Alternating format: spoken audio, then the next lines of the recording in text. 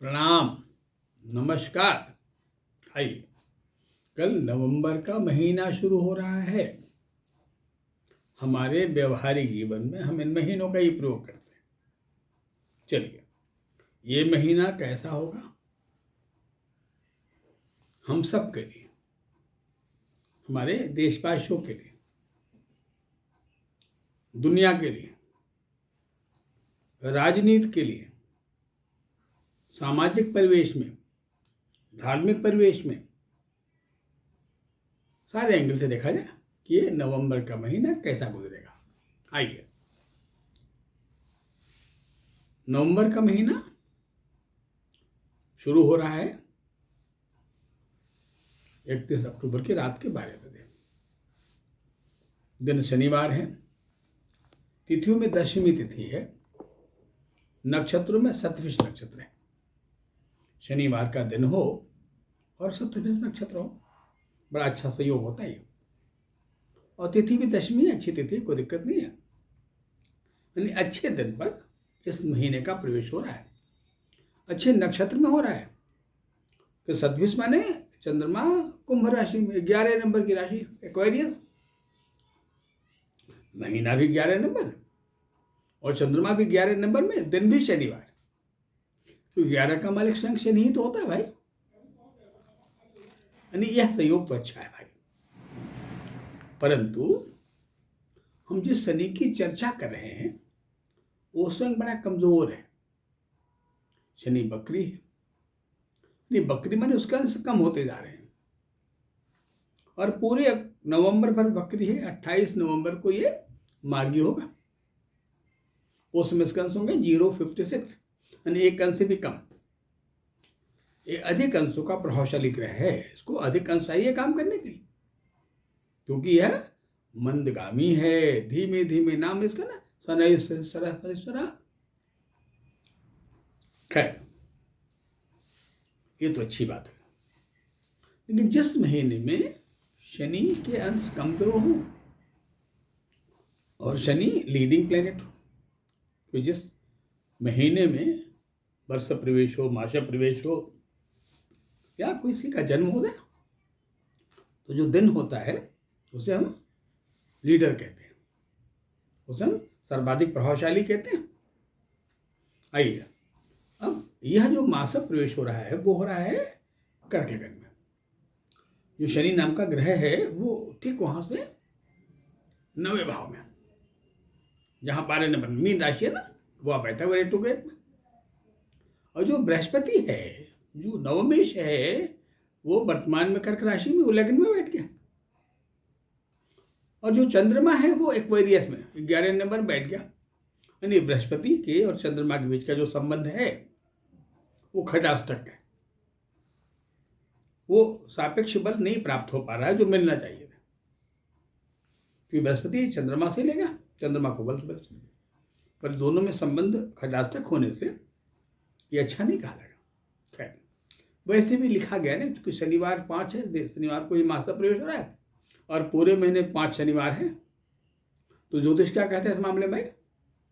कहता है शनि यदा पंच पाताले, शनि यदा पंच पाताले कंपते फड़ी। शनि यदा पंच पाताले कंपते फड़ी, ईशान देश भंगश्च, ईशान देश भंगश्च वहिर्दाहो महातता। कहता है कि अगर शनि 5 हो जिस महीने में, वह महीना कंपते फड़ी, फड़ी माने पृथ्वी, क्योंकि फड़ी तो माने शेषनाग होता, हमारी पृथ्वी शेषनाग पर ही टिकी हुई है। तो पृथ्वी में कंपन होता है ना, माने भूकंप आने की संभावना बढ़ जाती। खासकर कहाँ पूर्वोत्तर की तरफ, जो देश, जो क्षेत्र पूर्वोत्तर की तरफ होते, नॉर्थ ईस्ट में होते। ईशान देश भंगश्च, और ये भी डरता है कि जो पूरब के देश हों, ईशान कोण के जो देश हों, वहां कहीं देशभंग न हो जाए, बड़ा क्षति न हो जाए, सत्ता में कोई बड़ा उलटफेर न हो जाए, कोई परिवर्तन न हो जाए। ये पूर्वोत्तर के देशों में ऐसा हो सकता है। वही निदाह मारता है और अग्नि का बड़ा भय होता है। कोई आग्नेयकांत से परेशान हो जाए या किसी आग्नेय से कोई बड़ा अधिक क्षति ना हो जाए, कोई ऐसा उत्पात ना हो जाए, कोई उग्रवादी संगठन, कोई आतंकवादी संगठन, कोई ऐसा खुराफात नहीं कर दे तो बहुत डर रहता है। खैर, तो शनि के कमजोर होने से, 5 शनिवार पाए जाने से इसका भय लगता है, लेकिन थोड़ा बचाव भी तो है कि शतभिष नक्षत्र में शनि का प्रवेश हो रहा है। तो जो घटनाएं जो बड़े लेवल पे होना चाहिए ना, वो निश्चित रूप में थोड़ा बचाव कम लेवल पे होगा। आइए और क्या कहता है, कहता भी देखो कर्क में माशा प्रवेश हो रहा है। अब कर्क में माशा प्रवेश हो रहा है, बृहस्पति कर्क में बैठा है, चंद्रमा कुंभ राशि में खटाष्टक बना रहा है, अष्टम भाव में राहु के साथ बैठा है, शनि मैंने बताया कि वो मीन राशि में है। अब वृश्चिक जो इस मास का पंचम भाव है, वहां मंगल भी बैठा और बुध भी बैठ गया। मंगल बुध का साथ अच्छा नहीं होता है। अच्छा क्यों नहीं होता भाई? हाँ, ठीक बात पूछा आपने। कहा बुध सौम्य है और मंगल उग्र है, क्रूर है। मंगल को क्रूर भी कहा गया है क्योंकि ये सैन्य बल है ना, सेनापति है ना, रक्षक है। बुध बड़ा सौम्य है, बुद्धस्य को मारा। एक सौम्य क्रूर का संबंध अच्छा नहीं होता है। शरीर में देखा तो त्वचा का विकार पैदा होता है। वैसे देखा जाए भाई देवी, तो अगर मंगल बुध का अगर साथ होता है तो जो देश का पॉलिटिकल परिदृश्य होता है, राजनीतिक परिदृश्य, उसको बड़ा खराब करता है। मैंने सत्ता पक्ष विपक्ष में जो तालमेल सामंजस्य होता है, आरोप प्रत्यारोप होता है, कहीं बड़ा लो लेवल पे, बड़ा घृत स्तर पे ना दे। अब इसी बीच में हमारे यहाँ बिहार का चुनाव भी है, 14 नवंबर उसका परिणाम भी आने वाला है। अब इस बीच अगर कोई चुनाव होता है और इसी बीच में अगर देखा जाए तो 5 नवंबर को पूर्णिमा है, 5 को पूर्णिमा है, और फिर उसके बाद फिर जब अमावस्या आएगा 20 नवंबर को, बृहस्पतिवार को, इसी बीच में जो मार्गशीर्ष कृष्ण पक्ष का महीना गहन है, इसी में 14 को इसका परिणाम भी आएगा। जब मंगल की ऐसी अवस्था हो, शुक्र ट्रांजिट पे हो, शुक्र बदलने वाला है। शुक्र कब बदलेगा? शुक्र का परिवर्तन कब हो रहा है भाई? 2 तारीख को, 2 नवंबर को दिन में 1:16 पर। शुक्र, अच्छी बात है कि जो शुक्र है वो कन्या से तुला में रहेगा, चित्रा नक्षत्र के वो तीसरे चरण में प्रवेश कर जाएगा शुरुआत की। लेकिन शुक्र ट्रांजिट में है मास में, तो जब शुक्र ट्रांजिट में कोई ग्रह कमजोर होता है ना, ये देश के कंफर्ट को छीनता है, लोगों में असुरक्षा का भय भी पैदा करता है और बड़ा असामंजस्यपूर्ण होता है। तो जो चुनाव का परिणाम आएगा संभवतः वो बड़ा मिला जुला कहा जाएगा। शायद किसी को भी बड़ा स्पष्ट बहुमत न मिल पाए। बड़े बॉर्डर लाइन की लड़ाइयां हो दोनों में, चाहे वो एनडीए हो चाहे इंडिया गठबंधन, महागठबंधन, दोनों में तो बड़ी टिपिकल या बड़ा क्रिटिकल लड़ाई दिखाई दे रही है। होता है बड़ा अच्छा मोल भाव भी होता है। खैर, देखा जाए क्या होता है। स्थिति तो बड़ी वैसी ही दिखाई दे रही है। अब सूर्य नाम का जो ग्रह है वो तुला में चल ही रहा है। वो तुला राशि में कुंडली के 4th भाव में है। शुक्र भी कन्या तुला के बीच है, कन्या में भी है, 2 को तुला में चला जाएगा। शुक्र शुरू में कमजोरी का था, बृहस्पति कर्कस्थ है। ऐसे में वाहन दुर्घटनाएं बढ़ जाती है, सही बात है। अब बात आती, ठीक है, विदेशों का समन्वय कैसा रहेगा? अब वो जो विदेश शब्द है, इस डिपार्टमेंट को देखता कौन है? जहाँ सैटर्न, शनि देखता है क्या? जिस विभाग का जो सैटर्न नाम का प्लेनेट है, जो वायु है, वो पहले से कमजोर चल रहा है और कमजोरी है। नवंबर में कमजोरी रहेगा जब तक ये मार्गी न होकर कुछ आगे न बढ़े, कैंसर न बढ़ जाए। तो बड़ा अच्छा, हमें हमारे समन्वय बड़े अच्छे नहीं कह रहे हैं, कहीं कुछ अच्छा तो कहीं कुछ बड़ा खराब।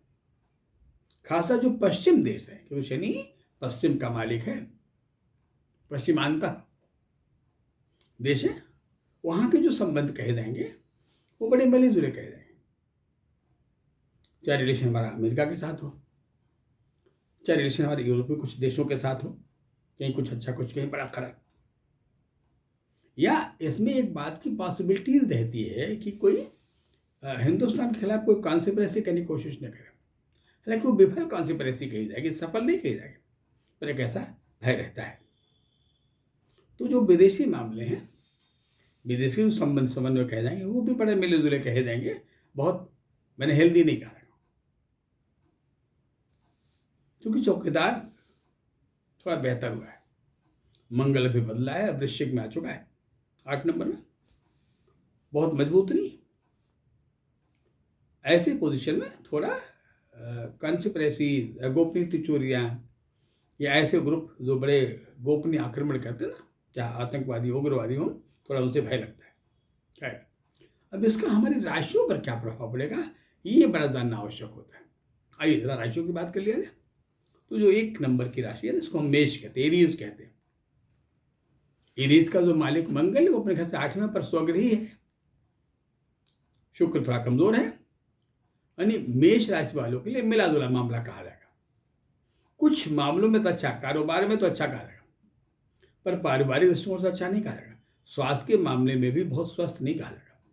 पेशाब संबंधी कोई तकलीफ न हो जाए, कोई स्टोन फॉर्मेशन न हो जाए, वैवाहिक में कोई विवाद पैदा न हो जाए, घर में कहीं अशांति उत्पन्न न हो जाए। तो एक तरफ व्यापार या विकास का बढ़ना, काम का बढ़ना, और अशांति पैदा होना, तो बड़ा मिला जुला। मैंने हम अच्छी चीज़ों को जो अवसर मिलेगा सेलिब्रेट नहीं कर पाएंगे। खैर, अब बारी आती है 2 नंबर वृषभ राशि का। उसका मालिक शुक्र है, जो स्वयं ट्रांजिट पे है। 2 तारीख को शुक्र परिवर्तन होगा ना, शुरुआत में ट्रांजिट में। तो जो महीने की शुरुआत कहा जाएगा वृषभ राशि वालों के लिए, वो तो खराब है। अचानक कोई आर्थिक क्षति ना हो जाए, लेन देन में कोई धोखाधड़ी ना हो जाए, हम किसी ब्लैकमेलिंग के शिकार ना हो जाए। तो पैसे के लेन देन बड़ी सावधानी बरतनी है। हाँ, स्वास्थ्य में भी ध्यान रखना है, क्योंकि ये मुंह और उदर, ये 2 पर अटैक करता है। मुंह में कोई तकलीफ नहीं बढ़ता है भाई, या हमारे पेट में कोई दिक्कत ना हो जाए, 2 बहुत ध्यान रखता है। पानी अधिक पीना है, पानी कम जाने से दिक्कत बढ़ सकती है। कोई साझेदारी करनी हो, व्यापार आगे बढ़ाना, तो जल्दीबाजी नहीं करे, बड़ा सोच समझ निर्णय लेना है, और परिवार में सामंजस्य बनाए रखने की चेष्टा करना है। मिथुन राशि 3 नंबर, जिसका मालिक स्वयं बुध है, अभी बदल के वृश्चिक राशि में बुध आ चुके हैं, मंगल के साथ है। मैंने कहा बुध मंगल संबंध में अच्छे नहीं होते हैं, इनमें वैवाहिक संबंधों में तनाव बहुत बढ़ता है। कहीं कहीं तो प्रेम में असफलता का बहुत डर रहता है कि बड़ा प्रगाढ़ प्रेम था, अचानक किसी बात पर लेके बड़ा विवाद हो गया, बातचीत बंद हो गई और परेशानियां बढ़ गई। सेकेंड, संबंधों के मामले में, चाहे वो मित्रता का संबंध हो, बाकी अन्य जो संबंध हो, बड़ा सावधानी बरतना होता है। कहीं कोई मिस कन्वर्सेशन ना हो जाए, कोई विवाद ना हो जाए, कोई मनमुटाव ना हो जाए। तो संबंधों का ध्यान रखना है। व्यापार लगभग ठीक कहा जाएगा, बहुत बढ़िया नहीं, बहुत खराब भी नहीं कहा जाएगा, अच्छा कहा जाएगा। हाँ, बच्चों के स्वास्थ्य पर ध्यान रखना है, स्वयं के त्वचा का ख्याल रखना, त्वचा में कोई इन्फेक्शन वगैरह हो जाए तो डॉक्टर की सलाह जरूर ले लेना। 4थे नंबर पर आइए कर्क राशि, 4th, जिसका मालिक स्वयं चंद्रमा है, जो प्रवेश के समय कुंभ राशि में है। मैंने चंद्रमा अपने घर से 8वें घर में, अपने शत्रु के घर में है। चंद्रमा थोड़ा सा पीड़ित कहा जाएगा। यानी जो मनोरोगी लोग होंगे, जिनको कुछ मन विकार होगा ना, अवसाद, डिप्रेशन, साइकोटेक, ऑब्सेशन, इस तरह जो भी जिनको मन विकार होंगे, वो थोड़े बढ़ सकते हैं इस बीच में, और निद्रा बढ़ सकती है। अतः मैंने स्वास्थ्य पर ध्यान देना है। जो लाइफ स्टाइल है, जो हमारी जीवनचर्या है, दिनचर्या है, उसको नियमित करना है। अनियमित दिनचर्या से बीमारियां बढ़ सकती हैं। खान पान थोड़ी सावधानी बरतनी है। यात्राएं आवश्यक होने पर ही करें, ऐसा टाल दें। कोई दिक्कत होता है हमारी रीढ़ की हड्डी में, हमारी आंखों में, तो लापरवाही न करें, चिकित्सक सलाह जरूर ले लें। पत्नी के सलाहों पर ध्यान दें। आगे बढ़ते हैं। अब बारी आई सिंह राशि की, 5 नंबर की। हाँ भाई, ये 5 का जो सूर्य है वो तुला राशि में है, मास के 4थे भाव में है। माता जी के स्वास्थ्य पर बड़ा ध्यान देना है, और स्वयं के उदर का, पेट के स्वास्थ्य ख्याल रखना है। पेट में कोई दर्द हो तो जरा सलाह डॉक्टर के लिए जरूर ले लें भाई, कोई गाल ब्लड स्टोन वगैरह न बन रहा हो, लीवर में कोई दिक्कत ना आ रही हो। घर में सामंजस्य बनाए रखना है। मृदुभाषी बने, कोई ज़मीन खरीदना हो, घर खरीदना हो, बिल्कुल जल्दीबाजी न करें, इत्मीनान से करें, वरना पैसे फंस सकते हैं, डूब सकते हैं पैसे। और पत्नी के सलाहों पर थोड़ा ध्यान देवें। आगे बढ़ते हैं। 6 नंबर, कन्या राशि। उसका मालिक बुध नाम का प्लेनेट, जो वृश्चिक में, उससे तीसरे भाव में बैठा है मंगल के साथ। तो थोड़ा बच के रहना किससे? आग्नेय चीजों से। अगर कोई बाइक वाइक आप चलाते हो तो बड़े सावधानी चलाएं। बिजली करंट मत छुए भाई, बच के रहें, थोड़ा बच के रहना इन चीज़ों से। दवाओं के सेवन में बिल्कुल सावधानी बरतें ताकि बॉडी में कोई मेडिसिनल रिएक्शन ना हो जाए। अगर पेशाब में कोई तकलीफ आ रही हो, कोई दिक्कत हो रही हो, तो कोई किडनी प्रॉब्लम ना हो, रीनल फंक्शनिंग में कोई प्रॉब्लम ना हो, तो बिल्कुल लापरवाही न करें। अनियमित दिनचर्या से तकलीफें बढ़ सकती हैं। क्या हो सकता है? कहीं हमारे गोदाम मार्ग पर कोई दिक्कत ना हो जाए, फिशर या पाइल्स वगैरह ना हो जाए भाई। तो पानी पिएं, नियमित दिनचर्या बनाएं और मानसिक अंतर्द्वंद्वों से शांत रखें। मन विवाद न बढ़ाएं, बहुत तनाव मत लें। अब तुला राशि, 7 नंबर की बारी आ गई, जिसका मालिक स्वयं शुक्र है। वो शुरुआत में अपने खाने से बारे में, ये 7 नंबर है, मास कुंडली का चौथा भाव है, पर इसका मालिक शुक्र कन्या में कमजोर है। बड़ा मानसिक तनाव का समय कहा गया। जब तक सूर्य तुला में आधे नवंबर बड़ा तनाव कहा गया, उससे अवसाद बढ़ सकता है।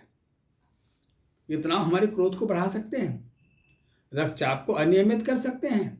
अगर आप डायबिटिक हैं, मधुमेह से पीड़ित हैं, तो भैया संयम बरतें, उसकी जांच करें, तनाव से बचें, अच्छी निद्रा में सोने की कोशिश करें, थोड़ा टहलना, योग करना बहुत आवश्यक है, थोड़ा बुजुर्गों के सलाहों पर ध्यान देवें, और जीवन के कार्यों को आप अच्छा कर लेते हैं, निपुणता से कर लेते हैं, पर थोड़ा धैर्य बनाएं, बहुत जल्दीबाजी न करें।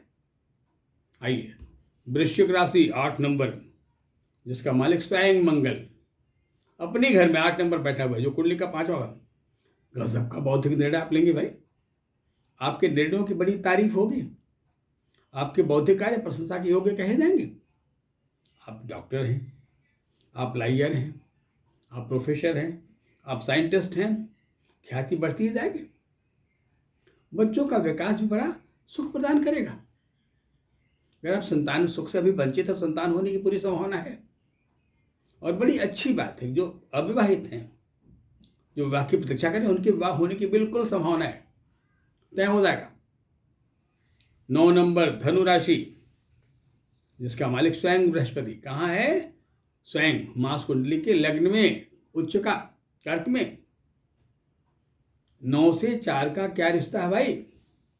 कहाँ, ये भी रिश्ता खटाष्टक है। 4 से 9 6 है, 9 से 4 8 है।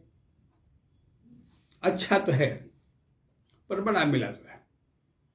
कहीं कुछ बड़ा खुशी वाला पार्ट, तो कहीं कुछ बड़ा खराब वाला पार्ट। किसी दोस्ती में बड़ा विवाद न हो जाए और कोई नई दोस्ती न पैदा हो जाए। फिर 2 व्यापार, तो एक व्यापार में घाटा हो जाए, एक में बड़ा फायदा मिल जाए। छोटी छोटी बातों पर पति पत्नी को कलह न हो जाए, भाई बहनों भाइयों में आपस में विवाद न हो जाए, यानी विवादों से बचें। हम जानते हैं, आपके ग्रह बताते हैं कि आप बड़े बुद्धिमान हैं,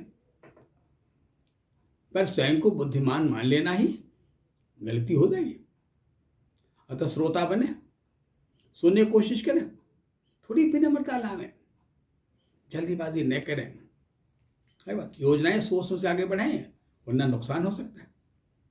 मकर राशि, 10 नंबर, इसका मालिक स्वयं शनि, जो इस कुंडली का, इस मास प्रवेश का स्वयं राजा है।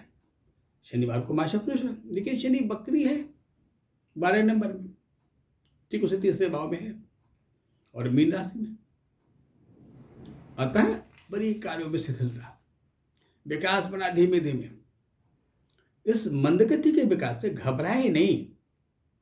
ये मंदगति बड़ी संतुलित है, सुरक्षित है और आने वाले अच्छे समय का आसार दे रहा है। एक सिग्नल है जो कहता है भाई बड़ा गुड वेदर आने वाला है। हाँ, रीढ़ की हड्डी में पीछे को तकलीफ हो जाए तो ध्यान देना। ये खून में इन्फेक्शन को बढ़ाता है, आता है। कोई दिक्कत हो तो जांच करा लें। अगर आप नौकरी करने वाले हैं मत चिंता करें, प्रमोशन कम ही दूरी पर है, मिल जाएगा। हाँ, अपने जो अधिकारी वर्ग हो उनके मनोवृत्तियों को समझें, उनके मनोभावों को समझें और थोड़ा अपने व्यवहार में और निखार लाएं, व्यवहार कुशल बने, ताकि कोई गड़बड़ न होने पाए। भाई उसे गड़बड़ होगा नहीं, पर ध्यान रखें। अब बारी 11 नंबर कुंभ राशि का। हाँ, कुंभ राशि जिसका मध्य नक्षत्र है शतभिष, धनिष्ठा, शतभिष, पूर्वा, भाद्रपद, इसी में तो ये मासा प्रवेश हो रहा है शतभिष में भाई। और शनि बगल में है, माने आर्थिक वृद्धि होती दिखाई दे रही है, यानी कमाई बढ़ती दिखाई दे रही है, व्यापार में बड़ा इजाफा है, नौकरी प्रमोशन मिल जाए, तनख्वाह हमारी बढ़ जाए, दूर जाने का विदेश अवसर प्राप्त होता है, कुछ नया काम होता दिखाई दे रहा है। होता घर में किसी मांगलिक कार्य की तैयारी चल रही हो, किसी शादी वादी होने वाली हो, बेटी की शादी तय हो सकती है, इसकी पूरी संभावना है। पर पत्नी के स्वास्थ्य पर ध्यान रखना है, लापरवाही न बरतें, थोड़ा उनके मनोवेगों को समझें, मनोभावों को समझें और खूब मधुर व्यवहार करें। आइए 12वां नंबर मीन राशि, जिसका मालिक बृहस्पति लग्न में विद्यमान है, मास कुंडली कर्क में, और शनि स्वयं वहां विद्यमान है। तो जो बाहरी कार्य है वो तो बड़े अच्छे दिखाई देंगे, जब बाहर की आपकी ख्याति हो, तरक्की हो, प्रगति हो, बड़ा गुणगान होगा, यशोगान भी होगा। किसी आप फील्ड में हो, आप टीचर हो, प्रोफेसर हो, साइंटिस्ट हो, वकील हो, डॉक्टर हो, चिकित्सक हो, व्यवसायी हो, सब। हाँ, अगर आप नौकरी में तो वहाँ भी अच्छा दिखाई दे रहा है, पर घर का जो आंतरिक मामला वहाँ गड़बड़ दिखाई दे रहा है। घर के आपस के संबंध विवाद थोड़ा मन को अशांत कर सकते हैं, पर ये सामयिक है, समसामयिक है, अतः संयम से काम, और विवाद आगे न बढ़े, अतः थोड़ा ट्रांसपेरेंट बने। तो ये संबंधों में जो संवेगों का आदान प्रदान है ना, आपस का डिस्कशन निर्णय, ये सोल्यूशन दे देता है ना, ताकि किसी के मन में कोई गलतफहमी न पैदा हो, चाहे बात पति पत्नी के बीच हो या पिता पुत्र के बीच हो। पिता के स्वास्थ्य का ख्याल रखें, उनमें कतई लापरवाही न बरतें, और थोड़ा पिता के सामने विनम्र हो जाइए। चलिए, अब ये कार्यक्रम यही खत्म हो रहा है, अब अगले एपिसोड में और भी चर्चा करेंगे। तब तक के लिए नमस्कार, प्रणाम।